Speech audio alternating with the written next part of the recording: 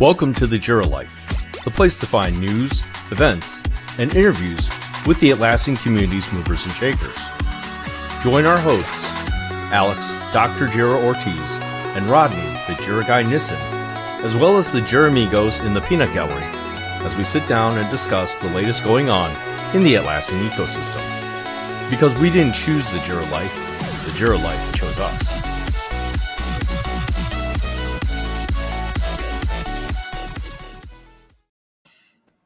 Hello. Hello. So, Alex, you ready? I am, but we're not seeing deja vu and we're not backing ourselves up into the past, but we are backed up by revise. So We are back to revise, but we are not restoring the episode. You are There we not go. That's what I was things. trying to get to. We're not restoring a previous episode. This is a new one, same guest, new topic, but special thank you to Revise for making this possible.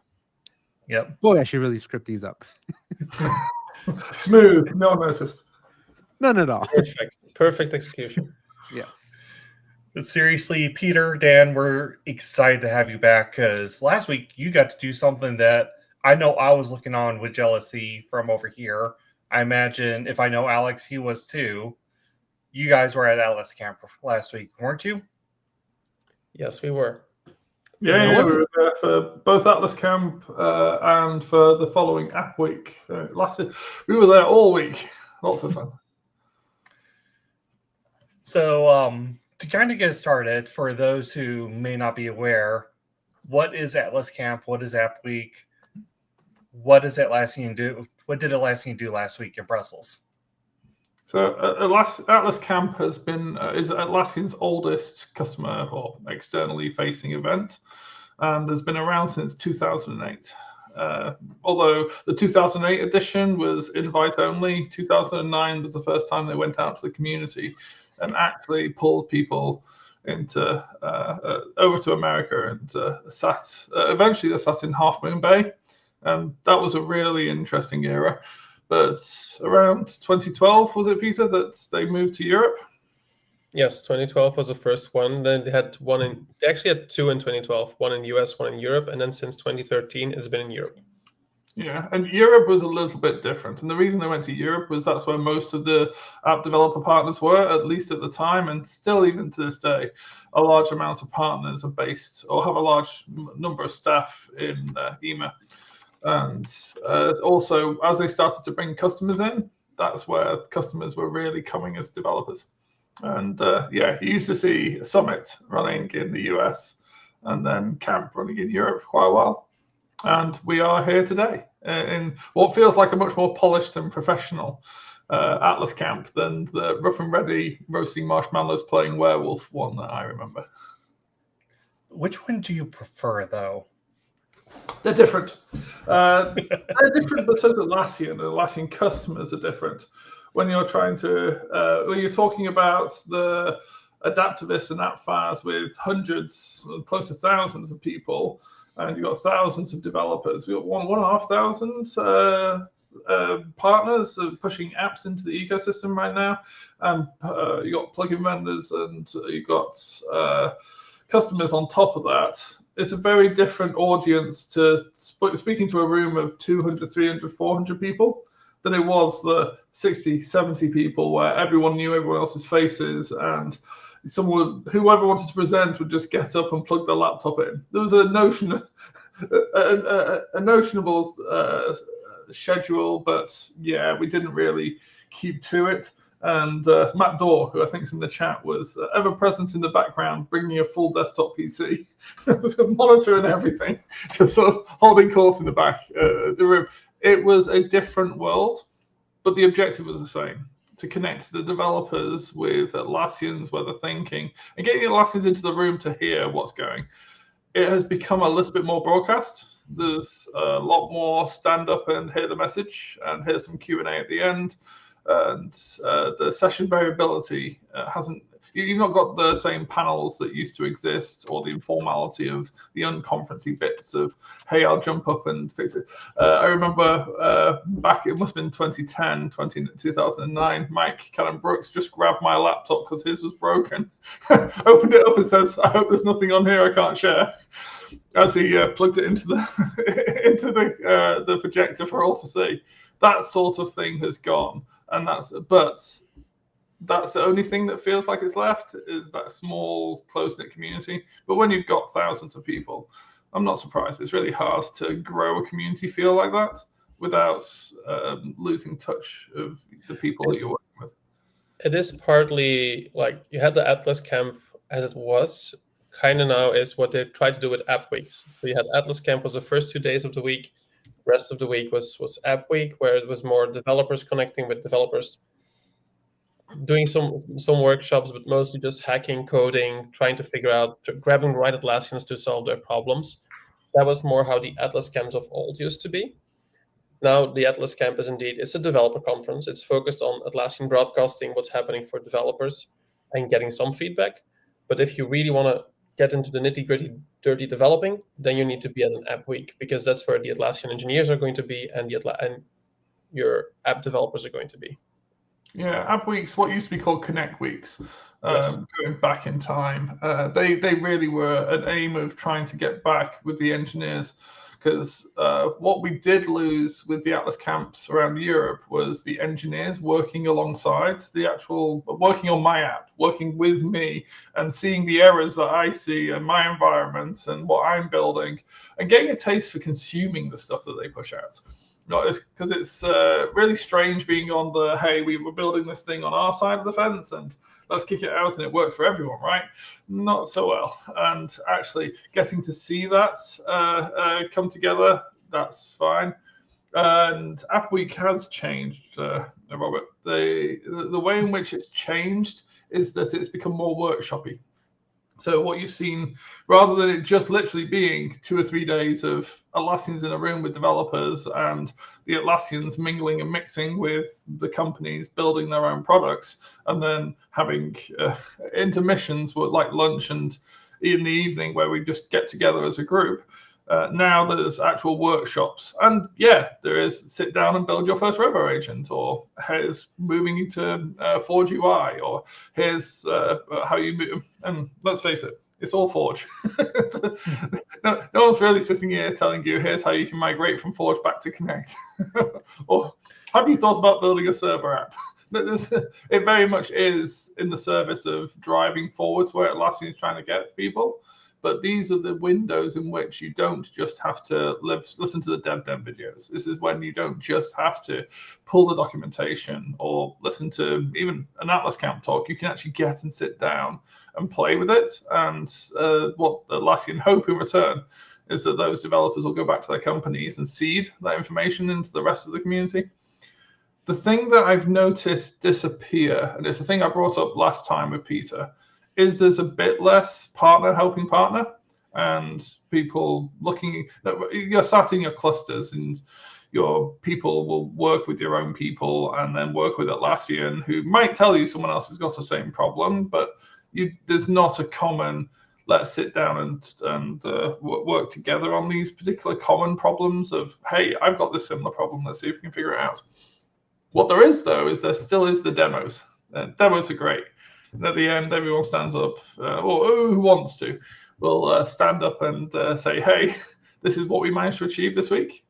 And we then vote on who did the most impressive or stupidest or whatever. It's audience voting, right? So win the votes and win a prize. This year's prize was quite interesting. Yeah. So I'm sorry, Peter, did you want to say something? No, I just want to say I actually used to, when I worked at Atlassian, I used to help organize Atlas Camp and App Week. So it's interesting to come in from the other side now and then see how they're doing it. Yeah, well, Dan, you brought up a good point with Connect and Forge. When we had you on a few weeks ago, we were talking about the big announcement in the marketplace that Atlassian is planning to sunset Connect. They didn't announce any dates. They're saying, hey, we want to move towards this goal We want to take you along in the best way possible. I imagine that was done very strategically timed right before this event for a reason. Did that come up at all while you guys were there? Yes. Yes. I mean, there was also the no shit point of them. I don't know. Have we gone past the watershed? I'm drinking a beer, so. Yeah, we're past it. Excellent. There was an announcement. It really wasn't even a timeline. It was, here's how the timeline will look when we set it. The clock hasn't been started. It's just the structure of what they're thinking about. And some thoughts that maybe they'd announce, well, this is what the timeline looks like. I don't think it was Kieran's absence that meant that didn't happen. Maybe you'll see that during Partner Day in the upcoming team. Maybe it'll be later in the year. But when it's really here to tell, Atlassian is telling loud and clear, move to Forge. And if you're not moving to Forge now, have a plan to move to Forge. And if your plan is to sit and wait for Forge to be finished, that's not going to work. Think of it like your tutors telling you at school that, hey, the exam's coming and you should be doing these things. And now first semester's over, right? The exams are coming up, guys.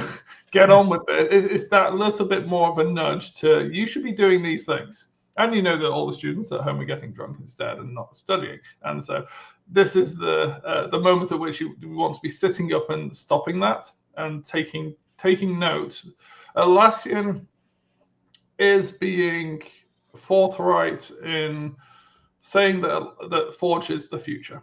There will always, I think, be a gateway to get back onto Connect. I don't think Atlassian would particularly like me to shout that that's probably always going to be the case. But what Atlassian wants is as minimal number of people using Connect as possible. And so for that reason, you can expect that pretty much every app is being scrutinized for why are you not on Forge?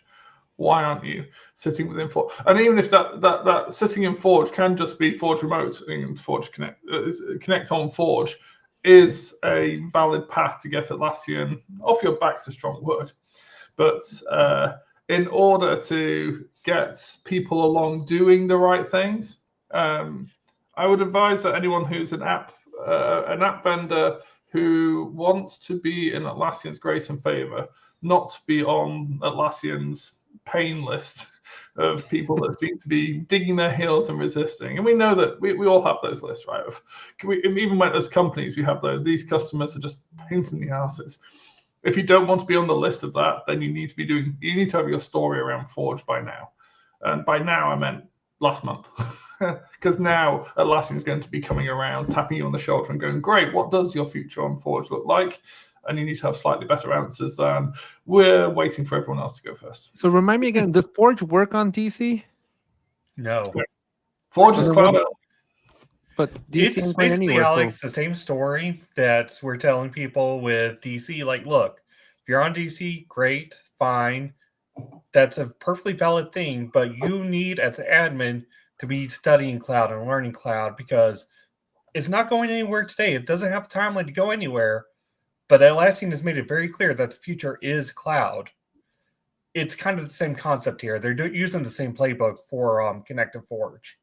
Yeah, I get that, but just like with DC, there's no path off for some companies. So, well, there is.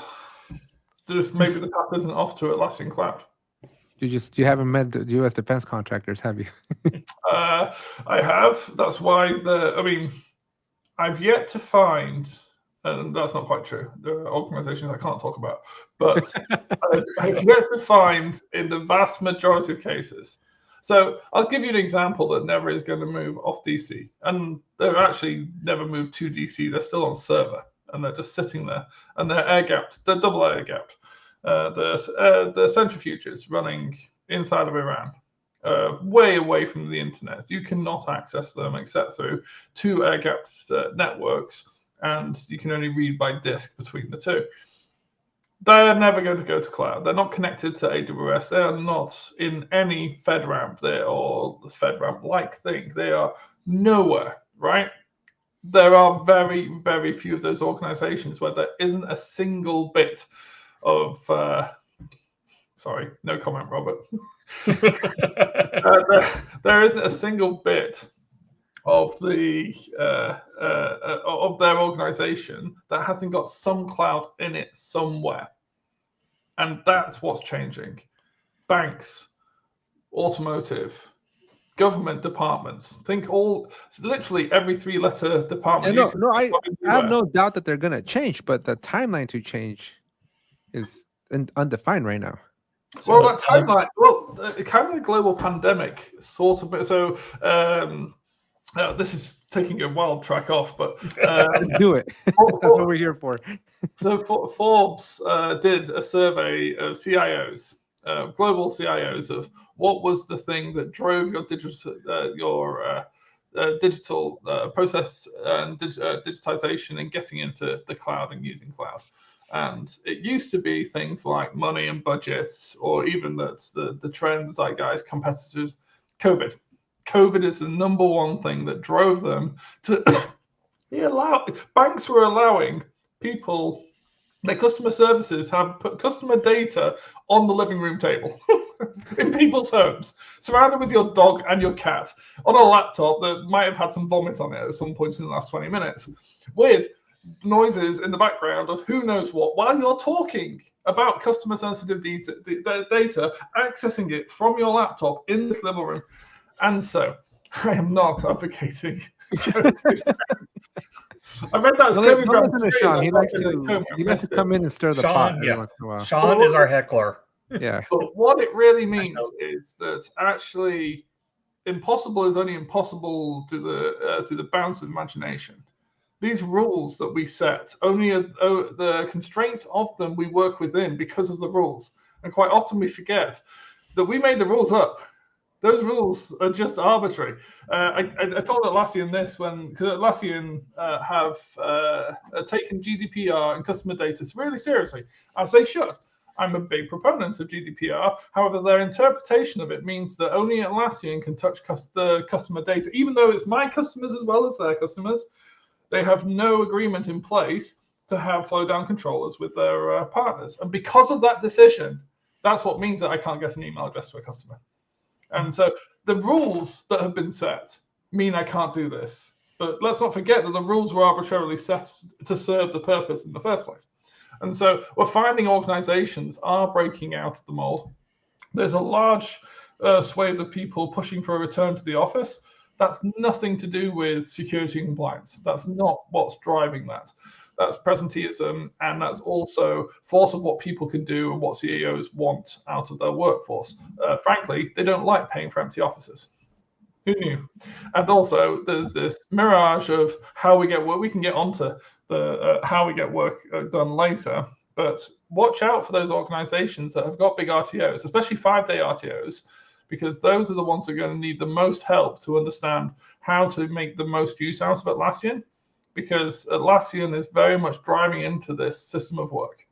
And in order for you to build a system of work, we can even talk about that. One of the announcements was Teamwork Graph, which has been a wonderful thing bumbling along the background, and it's going to be so important. Watch out for where this goes.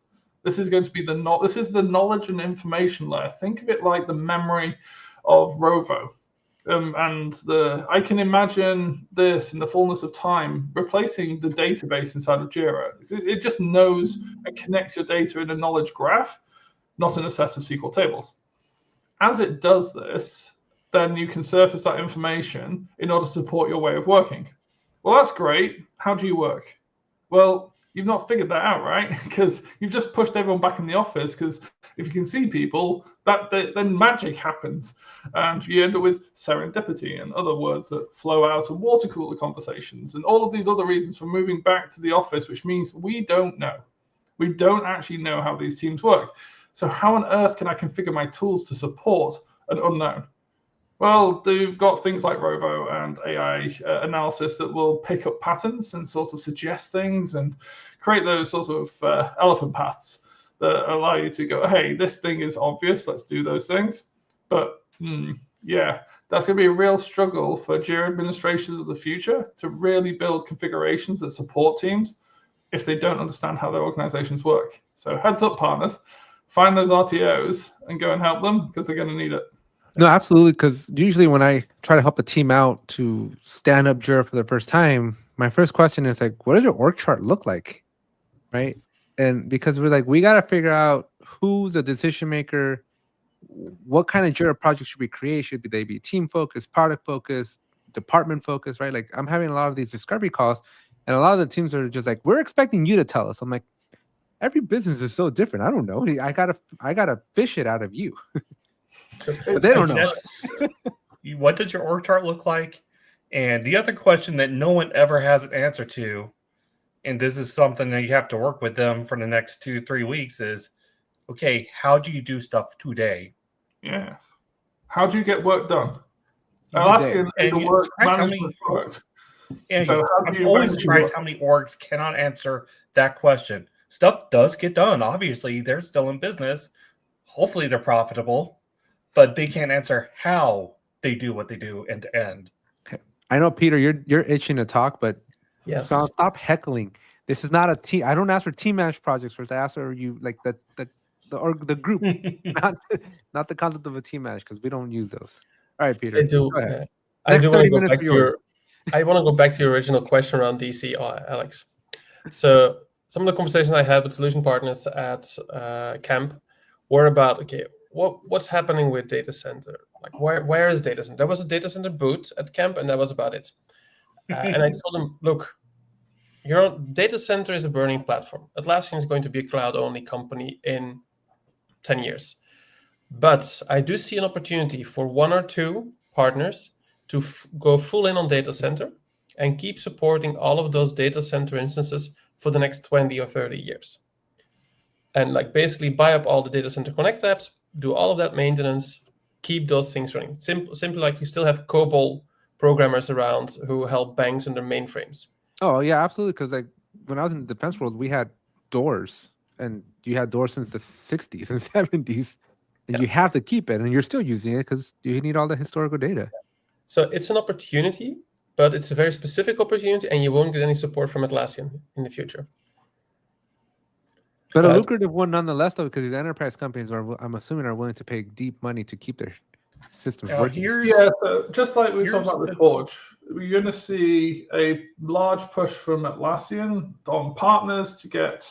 So on the marketplace side is to get into Forge, and from the solution partner side and from customers is to get into cloud, because Atlassian has made it very clear that enterprise cloud is the future. And with that, Forge is too. It's going to run on the teamwork graph, and that's the path that you need to be building. They also talked about white space, but we'll pick that up later. But when you look at those parallels, it's exactly the same. At some point, in some time, and I think it'll be some time, but we maybe in the chat we start taking bets, when Atlassian finally says, you're not my customer. And I think that'll be when. Is that if you can't live in the cloud, you're not our customer. And I mean that now, as in, like, we're not going to support you. And at that point, there are off-ramps. I mean, there are precedents as well. So if you have a look at, say, Microsoft and IE6 and the XP and how they started to try to get rid of those, you might you whittle it down based on price.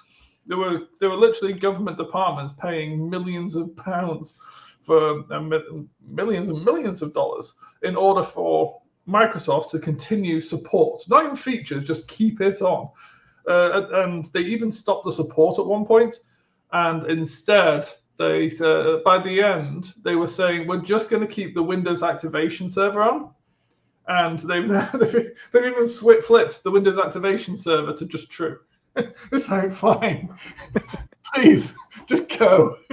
We've told you enough. And the question I think becomes is, what is for DC customers that decide not to move? And there's a big elephant in the room that I was bringing up multiple times, that I don't think the biggest break on moving to the cloud actually anymore is technical. It's not about it's a process, right? It's corporate politics and bureaucracy, I think. No, I don't think so. I think it's even worse than that. I think it's They don't want what the product is in the cloud because it's not what they wouldn't have bought it. This isn't what they want to buy. So let's have a look at Confluence. Confluence in the cloud looks a lot more like Notion than it does like Confluence DC.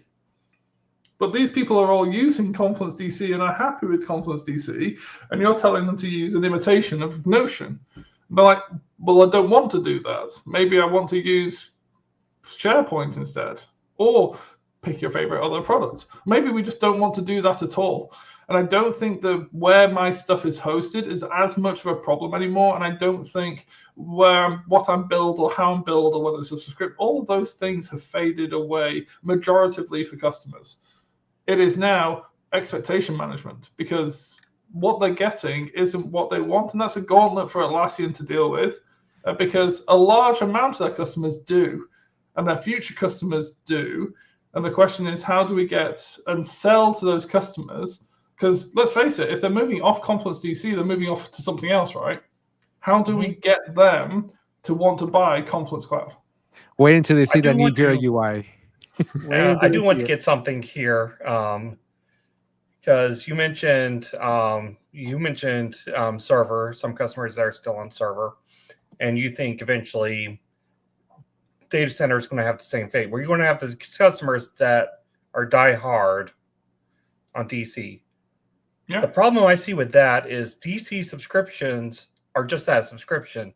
They're annual, but if you stop paying for DC or Atlassian refuses to take your money for DC, you no longer run Jira. Well, you've seen that with Windows XP, right? Where they were on enterprise licenses and they just flipped them to perpetual and said, hey, here's a key that will run forever. There's nothing. We're talking about a future, right? That is 2, 5, 10 years away. Whenever that comes, there'll be so few customers running on it that they'll be able to decide. Hell, they might even open source it at that point.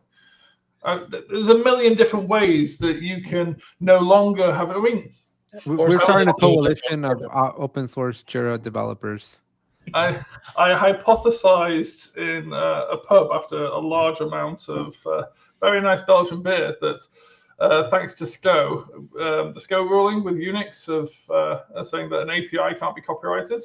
Maybe someone builds an API-compatible version of Jira that you can just use and import it straight across and run all of your apps on.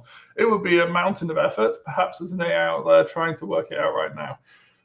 We're talking about my estimation, probably 2030, is when it'll be sunset. And by then, they'd expect 80% of the remaining customers to be gone.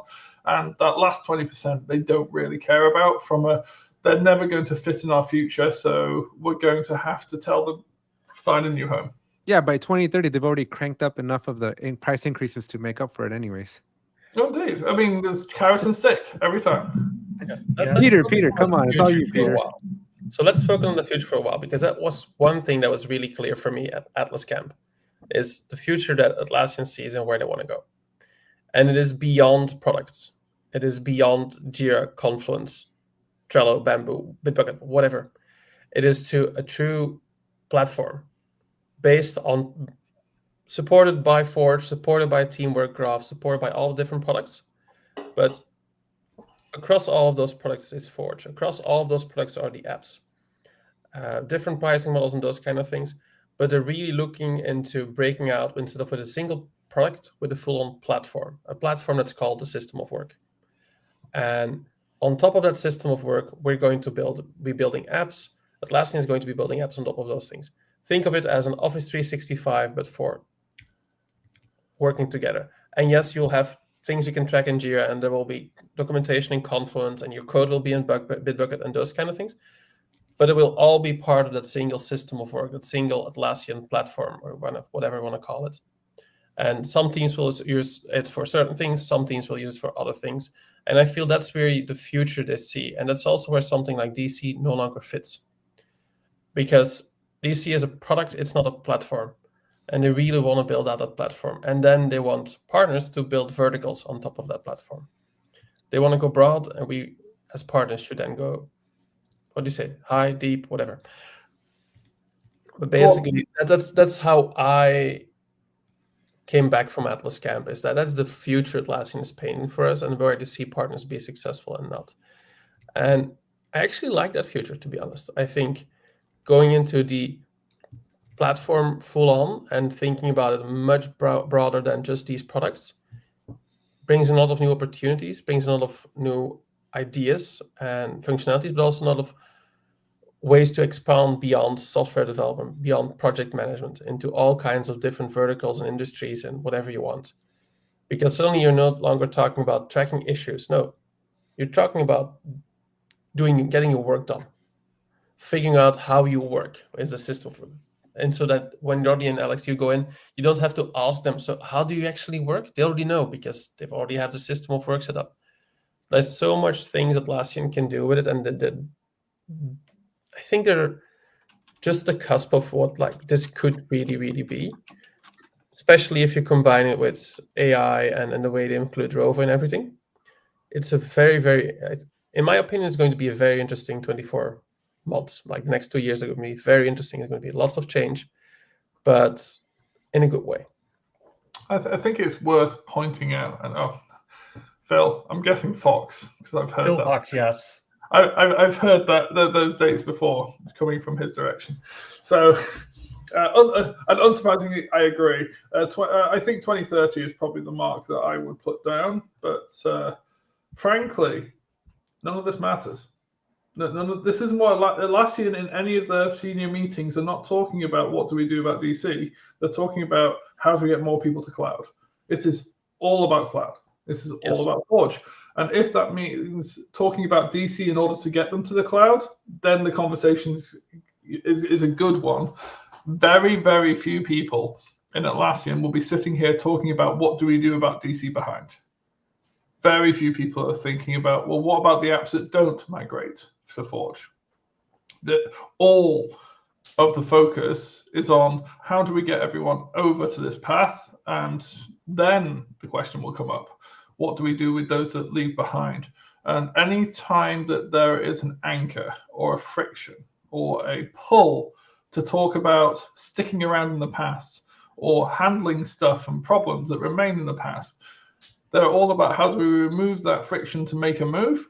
If that's not the end result, they're not interested. And I get why. It's because they've decided where they want to be.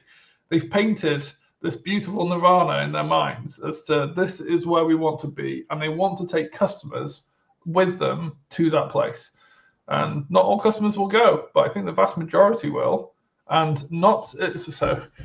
In my talk, I was doing one on marketplace licensing, and we talked in there about what the future really looks like and why marketplace licensing is changing. Because let's take a 50,000 person organization, let's say 10,000 of them, the DevOps team, usually someone in product and building technical solutions, a SaaS product or whatever thing.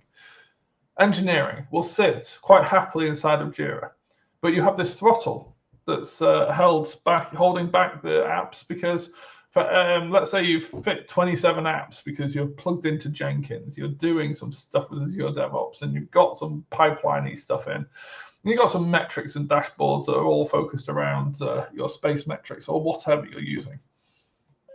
Every user I add to that Jira instance to grow into the other 40,000 that aren't Atlassian users currently in the organization have to license those apps too. And that makes it unaffordable because it's not just the extra $7, it's the extra $70 or whatever that number becomes. And you don't add the extra 1,000 users from HR or from legal. And you don't expand into those teams, and you are not capturing those markets that aren't primarily previous bug users of Rally, Bug Doors, and Bugzilla, etc. Those technical teams that were quite happily sitting in a technical tool. Atlassian are going after those customers. And frankly, they could, in theory, leave their entire market behind currently and still 4x their growth. But they're not. They're trying to drive that forward as a plan to land and then expand. And you'll hear that over and over again. You'll hear those words again. And no tongue-in-cheek, unfortunately, because they will not tell you about Jira Core and the previous attempts to go off and woo the business users. But they figured out what that throttle really is, and it's money, and it's apps, and it's the way in which they've licensed in a very uniform way. They've noticed that Rovo hasn't exploded in growth in areas where it should have, because Rovo has to be useful to every single user in your system. And Rovo, for the users that use it, absolutely do get $22 worth of value. I'm convinced of that. It's wonderful into what it can do. But does every single one of your users use it to that extent from day? Of course not. So why are you paying for it? And they're barely using Atlassian Intelligence today. Yeah. And that's free. I mean, it's free. Yeah. And so... Sorry, Dan. I do want to add one more thing as a metaphor, and it's actually also a book about. So our marketplace right now is at a turning point. And I once read a book called Help, Our Iceberg is Melting. It is about a group of penguins on an iceberg. And guess what's happening? Their iceberg is melting. So they need to move to a new iceberg. And there's a couple of the penguins who are like super excited about it, and they move immediately. There's a whole bunch that grudgingly admits the iceberg is melting and moves. But there's a small portion that says, no, this is our iceberg. This is where we want to stay. This is where it's all fine. It's always going to be fine. Eventually, the iceberg melts. And those who's left behind, unfortunately, perish with it. And right now, Forge and the old platforms are the iceberg. And Atlassian is the flamethrower melting it. So we need to get off of it, basically. Yes, thanks, Anne.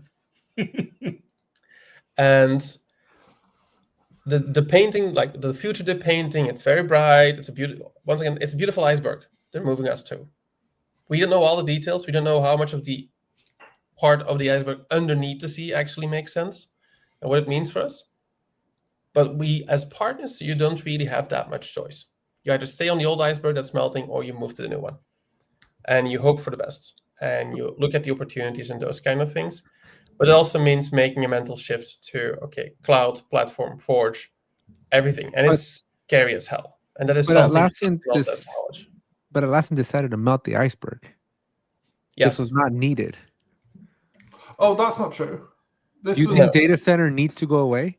I mean, yeah, no. So growth needs to continue. You need to reach those users you're not reaching. Otherwise, we've reached a cap now. Just editing to make sure that I'm keeping this okay. But if you have a look over the past 4 or 5 years, you'll see the cap of where actual user growth has started to squeeze, because growth started going more laterally than it did vertically. I mean, we're going back to 2012 when we were talking about growing the pie. Right, but are we talking data center usage increase or cloud? Just Atlassian. Does not matter. I mean, number of Atlassian, where Atlassian place their users, who cares? From how many people, what is the market share of Atlassian amongst its competitors, and what other people could do for tracking their work in their organizations? Because that's what they're going. They're building tools for every team, and arguably they have not reached most teams, let alone all teams. And so they've got the developer tooling nailed. They pretty much always have. That's where they started. And about 2012 was really where things started to slow down, and you end up getting saturation inside the developer market. Now, previously, it used to be Rally, IBM, SAP, in the big organizations is what you would find for managing and tracking work in the technical world.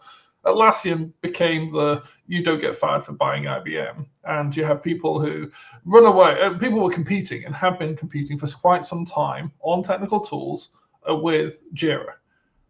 Now, getting into those other teams has been rare, and that's where Atlassian really needs to unleash the potential in every team, as has been their mission for as long as I've known them.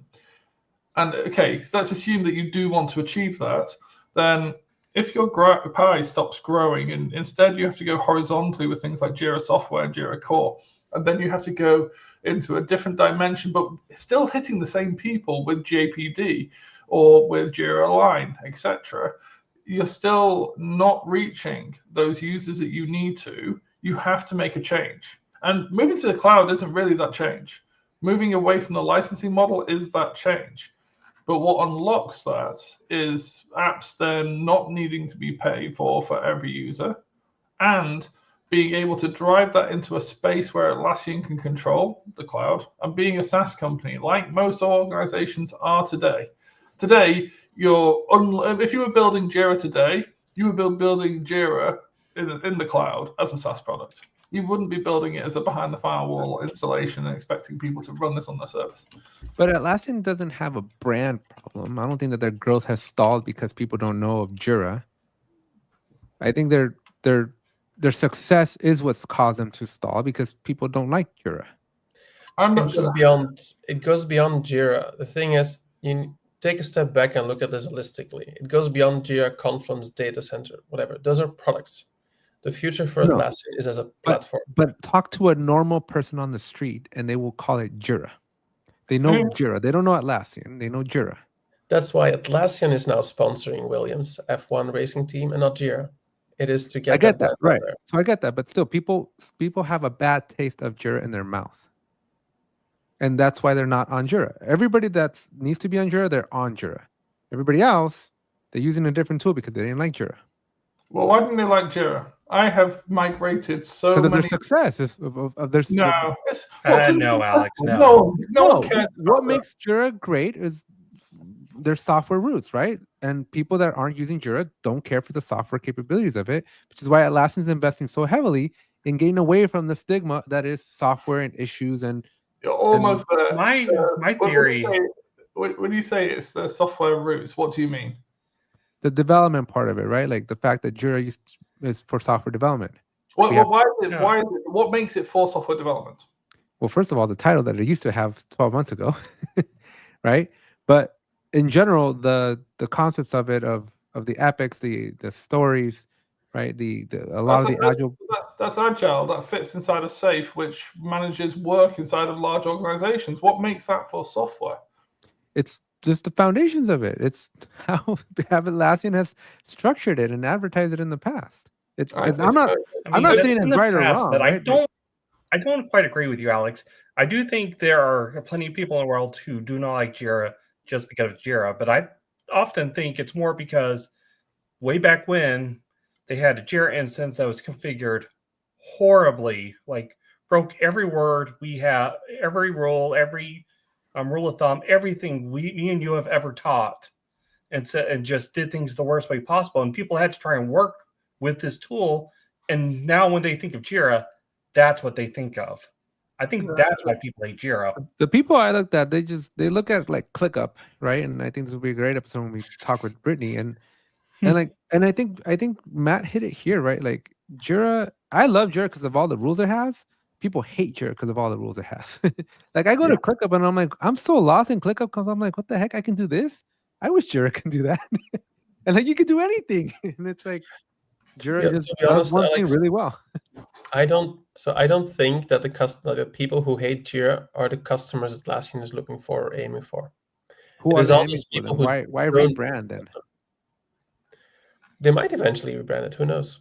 No, why is Atlassian rebranding, right? We're losing issues. We're going to have work types and tasks. Yes. We lost the software from the title of the product.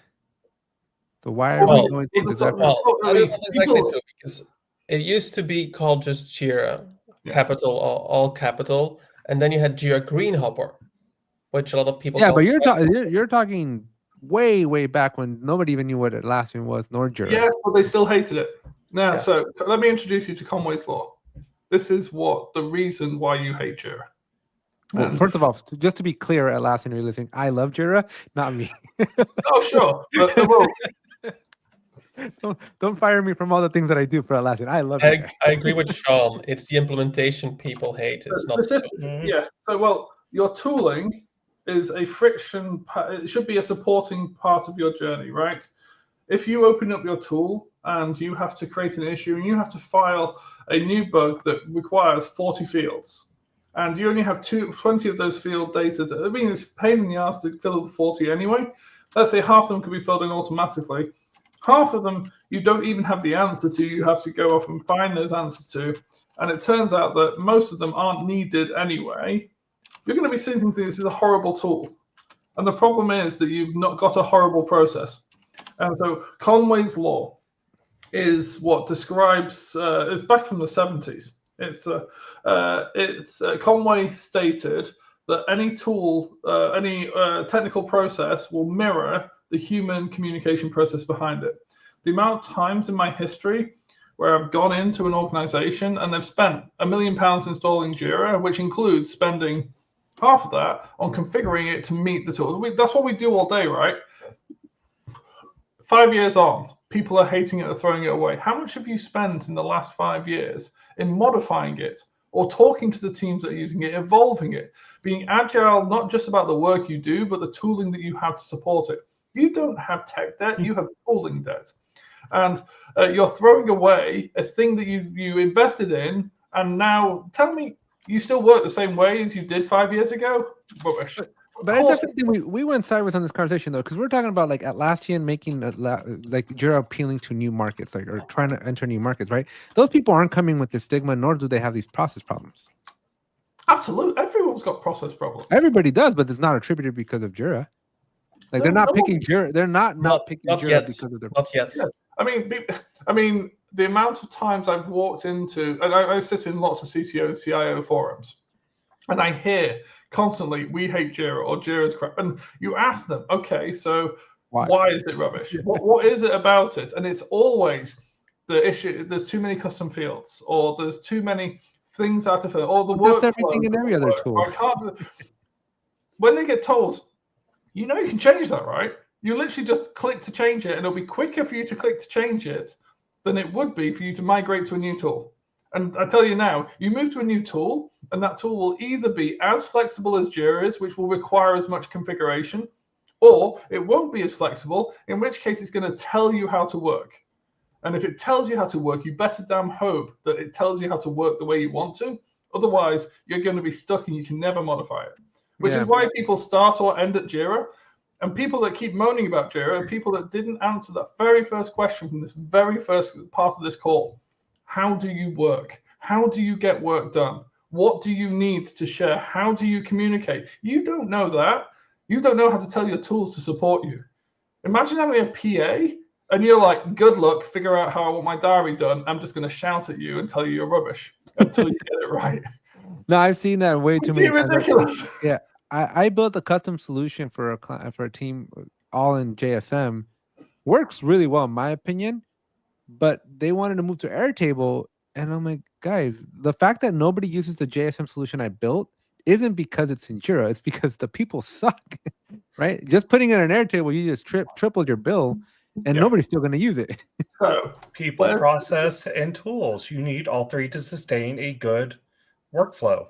So remember, just like a fire triangle. Remember I told you about the teamwork graph? Mm-hmm. The teamwork graph is the secret sauce that's going to enable this. I'm pretty certain. Unless you're not talking about this out loud, wait till team. I've got no inside information other than I can see where this is going. I know what a node and vector graph looks like and what its power is. And this is going to be some incredible power that you're going to be able to do with Rovo agents in order to help people build agents to support them in the same way that you have PAs to come in and, hey, can I get an assistant to do these things?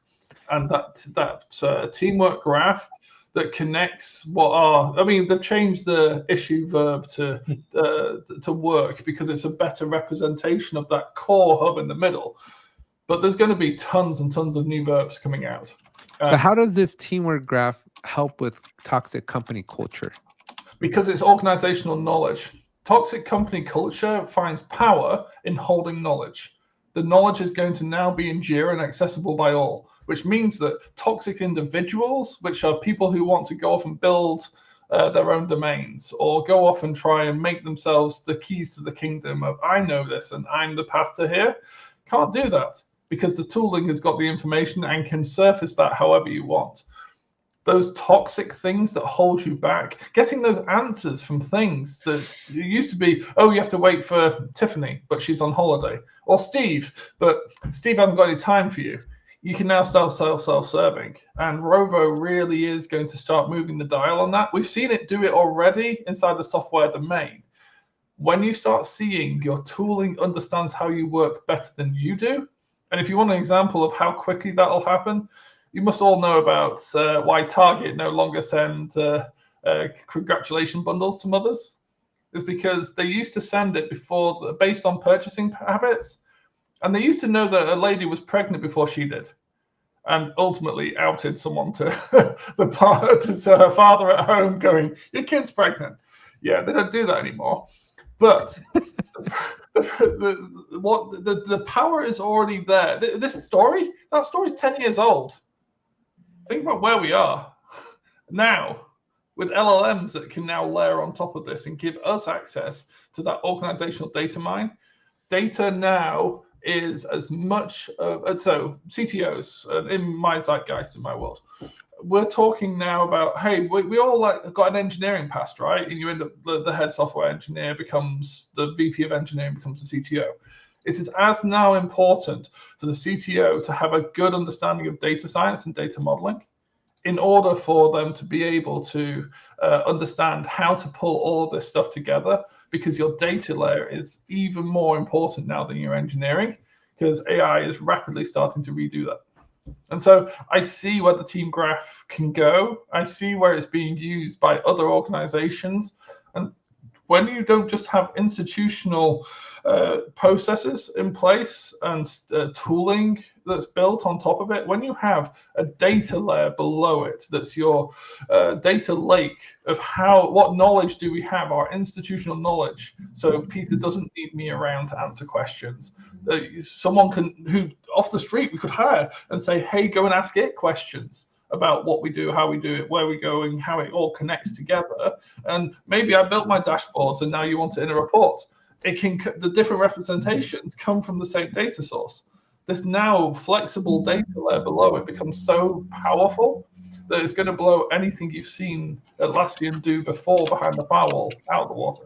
And how much do you think Atlassian is going to start charging when this comes around? Whatever the markets can take, clearly. I mean, you have to. It has to be balanced with market dynamics, and that's just capitalism. Okay, but you've already seen the price point for Rovo, and they believe that that's valuable. But Atlassian present Rovo as team augmentation, right? And how much would you pay for another member of your team? Something like that. And maybe 10% of it, you're probably paying what, $4,000 a month for a junior member of your team, and it's charging you what, $22 a month. So 10% would be 40 as a limit, something like that. I can see how, and it's not just for those products; it becomes horizontal. So you're getting it to connect everything in your organization. So it's not this teamwork graph is not just a representation of your Jira data, and but it's also your GitHub data, and it's every contract you've ever signed, and it's all your HR documentation, and it's everything about your organization, how it works, how it functions, and what it's doing, as well as all your quarterly reports. So Atlassian will be uncontested in the future. That sounds interesting. That sounds like a unique selling point to me. Because I don't hear Monday or ClickUp or Airtable or anything doing at this level of investment into an organization. They also don't have the penetration that Atlassian has. And to answer Damien's problem, yes. I think both Peter and I have played with building LLM therapists, but yes. You don't need a large LLM base to actually. Personal therapy, assuming you're following the ACT or CBT theory, is very much formulaic. So you give it a simple set of rules, and any LLM can follow it because it understands language. But yeah, that's a very different topic. So to go back to Alex's question, I feel like Atlassian is in a unique position to do this because they've got penetration, they've got the history, they've got the knowledge. Also, it is their key selling point. They are the team company. Their sticker symbol is team. They're now supporting a team in Formula One. They're doing all things about team. And they want to go beyond that into that full-on platform I talked earlier. And they're excited about it. I'm excited about it. And I think at Team 25, we're going to be talking a lot more about it. And once again, we don't have any insider knowledge on them. It's based on our conversations we've had and the experience we have. Like I said, it's going to be a very interesting time to be in the ecosystem while Atlassian is transforming into this platform, into this system of work. And then it's going to be exciting. It's also going to be scary. It's going to be frustrating at some point in time. Yeah. And No, not I'm very every excited. thing- I'm very excited. I think for a Jira administrator, if you're looking at this right now, you're worried that, hey, well, workflow creation is going to be done by Rover or something. You gotta move over to the agentification of this AI portion, right? Because being able to coach and guide a company through how to implement and roll out this Atlassian solution for them, I mean, that's your new partners. So I think so. Atlassian has also been clear this time more than they have done before that the white space is moving, and the white space is what they describe as the bits that Atlassian partners can go into. And you have the 3 tiers of the stuff that's adjacent to Atlassian in front of them, and you're just building this while they don't have it. Then there's stuff around them, which is if they got around to it, they would absolutely add that feature, but they don't know how valuable it is. And then there's stuff right off to the side, like medical device signing off. They're not going to build that. And so with the exception of that last group, all of the other web space, they've told us to expect Atlassian to start filling in themselves. So if you're implementing Task List and Jira, expect not to exist in 2 years' time, because they will get around to doing their version of Task List, and maybe you do your version of Task List Advanced, but you're definitely going to be having to pitch what your 20% of value is compared to the 100% you got at the moment. The white space is really moving outside of Atlassian. The white space is moving into those teams I talked about before that aren't using Jira, helping them. So if you're, let's look at Formula One, and let's have a look at Williams, the engineering team, and I know more than one Formula One team having worked inside of them and brought in Jira. They're already doing their R&D process and all of their tooling through Jira. But bringing in marketing, going off and bringing in other parts of their team so that everyone is using Jira is a really interesting sell. To say, how do we get everyone in this organization to fit? And to your point, Alex, you said they know software. It used to be a title in one of their products, right? They don't know marketing. And actually, most solution partners know software. They don't know marketing. So there's going to be some white space for some verticals where we're going to need to bring in people who don't know how software is built, but are going to start to become Jira users. And Jira is going to feel a lot less like it's aimed at software developers, and it's going to start feeling like it is far more generic. And there's a lot of white space to fill. And I think we're going to find some new, different types of partners coming in that don't look like partners today, and that's going to be interesting. And go beyond, like the marketing is a typical example, but think about farming, fishing, all of those industries. Farming is sometimes more project management than you would imagine. Mm-hmm. Fishing, same thing. Yeah, It's structured. There's a whole bunch of stuff that needs to be tracked. All of those things. I've met farmers that part-time or even full-time as Jira admins. Mm-hmm. There is a lot of overlap there. Neil, I'm calling you out.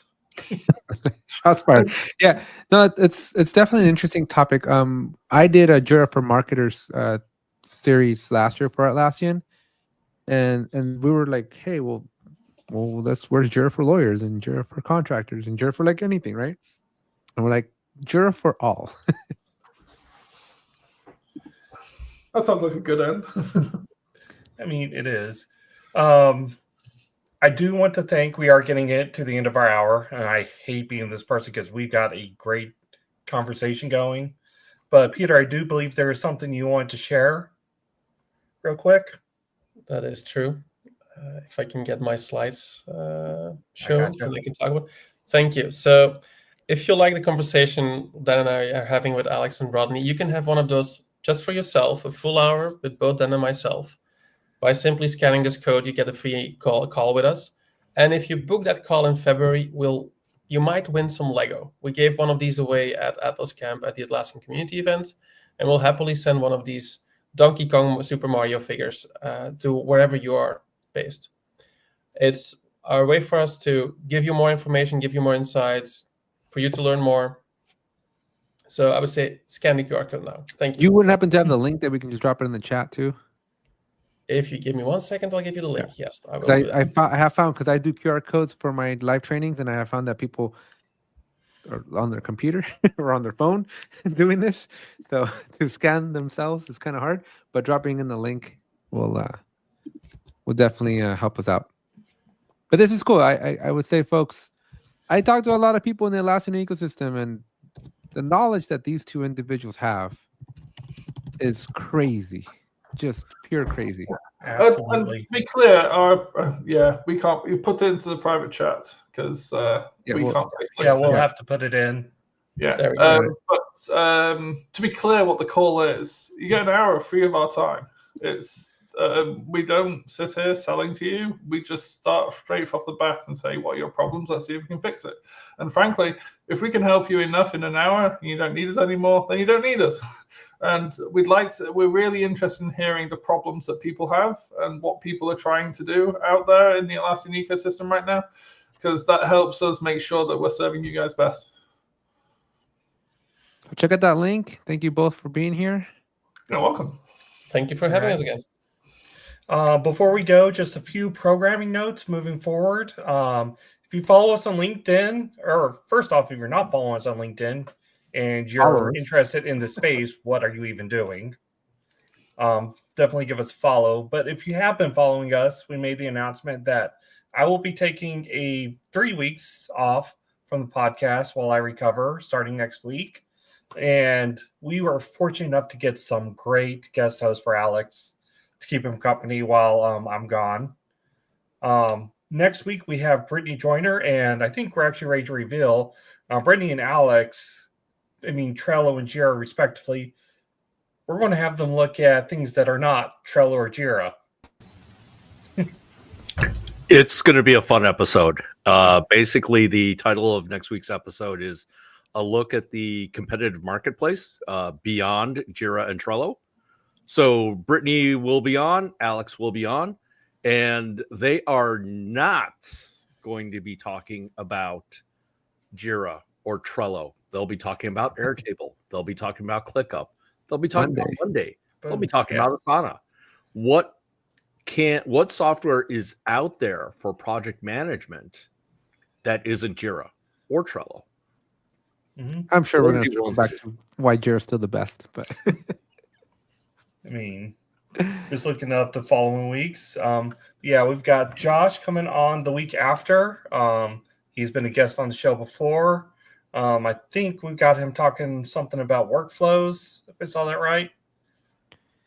Yep. And Daryl and I are going to try really, really, really hard to not make that March 6th episode all about Disneyland. Yeah, and Matt Reiner is going to help out. There may be just an hour of hot takes on that one. So yeah, we are super fortunate that these three, when we asked, stepped up and volunteered. We excited to have them. It's going to be an interesting time, and even though I won't be on, I will probably be in chat, taking Sean's place as a heckler. It's going to be jealous you're not going to be here for the 3 best episodes of the year. We'll see. But our prayers to you, Rodney, speedy recovery. I need you to. I need to see you come out the other end, buddy. That is the goal. Not only come out the other end, but come out the other end in better condition. Right. So Rodney, the following words of advice: when you see a shining light, don't follow the shining light. It's a lie, man. It's a lie. If you guys understood how many near-death experience I've had in my life, eventually when I die, it's not going to be on an operating table. It's going to be really gruesome because the Grim Reaper has to get his revenge for all the near misses. All right. With that said, again, special thank you to our 2 guests. Thank you so much. And of course, this was not I messed it all up again. A restoration from last 2-3 weeks ago. This was a brand new episode, but made possible by our good friends over at Revise. Exactly. And as we always say, we didn't choose the Jira Life. Jira Life chose us. Thanks for watching. Back up your Jira. Thank you for listening to the Jira Life. Our hosts are Alex, Dr. Jira Ortiz, and Rodney, the Jira Guy, Nissen. You can find Alex on YouTube at 8Tech Tutorials, and Rodney's blog is found over at thejiraguy.com. Our producers are Robert King Bob Wen and Lina Ortiz. You can catch us live as we record this podcast every Thursday at 2 p.m. Pacific, 5 p.m. Eastern on YouTube at The Jira Life. Be sure to join us and our other Jira Amigos of the Peanut Gallery every week to ask your questions, let us know your comments, and just tell us what you're up to. But if you can't join us live, you can still catch the replay over on YouTube. Don't forget to like, comment, subscribe, and hit that bell while you're watching. We're also available as a podcast over on Apple iTunes, Spotify, or wherever you get your podcasts. If you listen to it and think it deserves a rating, we would very much appreciate it, as it will help others discover the Jira Life. Because we didn't choose the Jira Life. The Jira Life chose us.